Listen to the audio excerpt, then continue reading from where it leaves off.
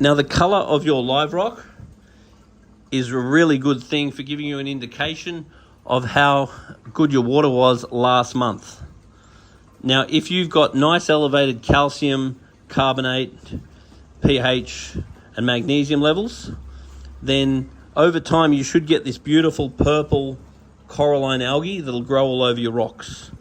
And that'll take time to grow. But the fact you've got that growing, the coralline growing, is a really, really good sign. If over time your coralline stops growing and your rock goes back to a white, that will usually mean that these levels are incorrect. On the other hand, if your rock starts going green, then that might mean that your phosphate levels are too high. And once again, your rock is going to be an indication of what your water quality was like.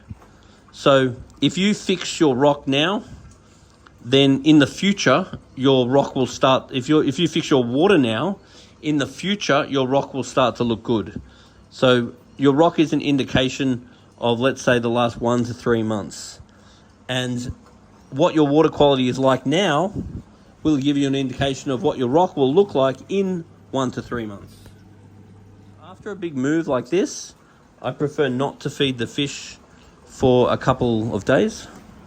Now, when it comes to feeding the fish, it's really important to feed super high quality foods.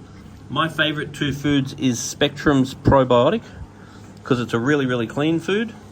And I also really love Danichi Color. They're the 2 foods that I'd make my main foods. And then you also do need to feed your corals. So there are foods such as Reef that you can use to feed your corals. Now, with a well-populated tank like this, feeding coral is not super important, but if you did get a little turkey baster and shoot a bit of food down on the corals, that would be a really good idea. And I'd probably do that a couple of times a week. It's also really important to make sure that you keep your dosing pump topped up.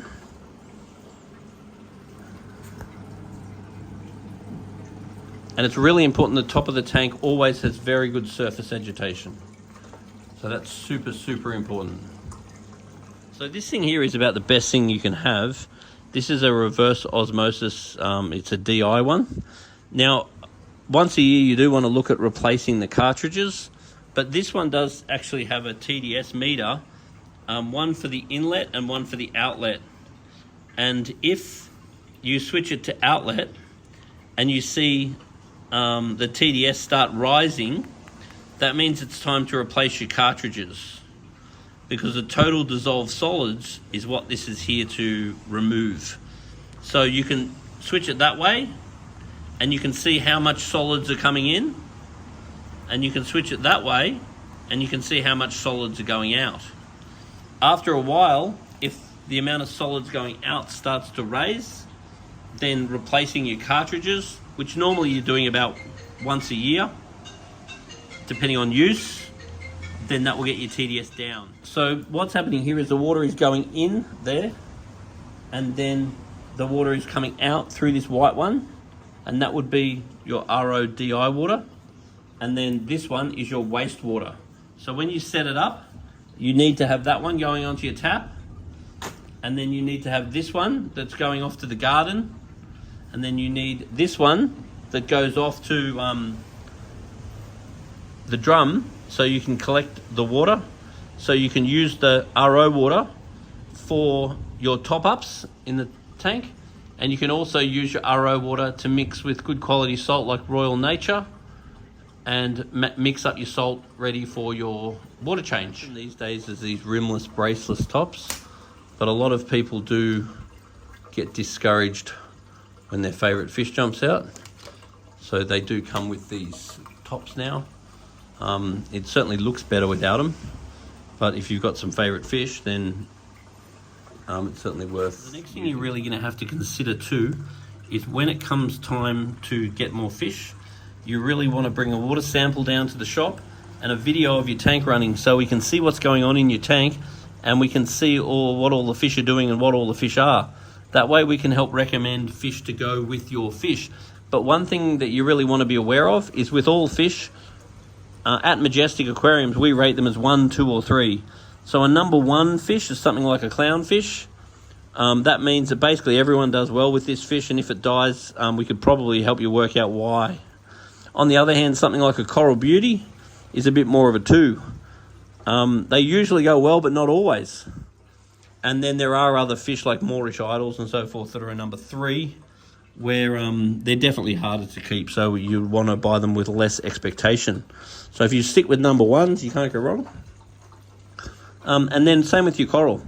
You really don't want to go buying coral without bringing a video, and then when you go to buy the coral, do that. And then we can help to pick a coral that's going to work there. Don't just go and buy coral and bring them home and put it in, because maybe there's no place for them to be. So once the tank's happy and all the corals are happy, just be aware that you need to buy corals to go on certain spots. So you could glue one here, you could glue one up there, you could glue one there. Don't be afraid to use coral glues. There's also various putties available. And with putties, you could actually put a couple of little knobs here, allowing you to anchor a coral on the top there. So if you show us where you want the coral, we can do 2 things. We can advise what's the best coral for that position, especially in proximity to the water flow and the light. And we can look at the rest of your corals and just give you any advice on maybe what needs to be moved around. But ultimately, at the end of the day, if it looks happy and it's open, then cool.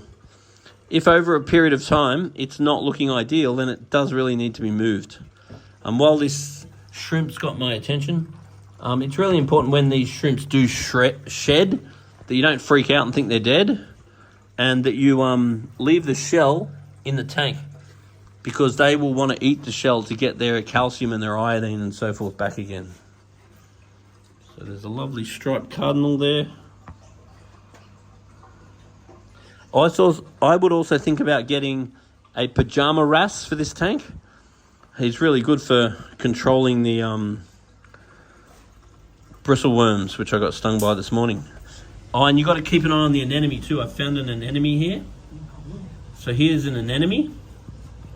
Now the anemone is the best or worst thing that you'll ever have. It's the best thing they ever have because they're beautiful, and sometimes the clownfish will go in them. Usually not those ones in that anemone. But if they do move around the aquarium, they can actually sting your corals and then get caught in your power head. And if they get caught in your power head, they can actually knock off your fish.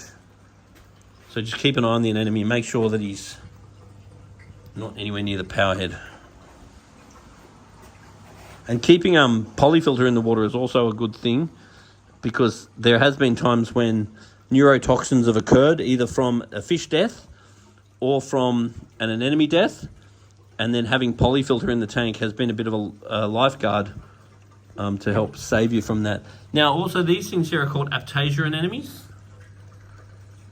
So you do want to probably take some action to get rid of the Aiptasia anemone. So some Aiptasia X is something you could give a go, but just be aware of your Aiptasia, because if they start going nuts, then they might start stinging some things.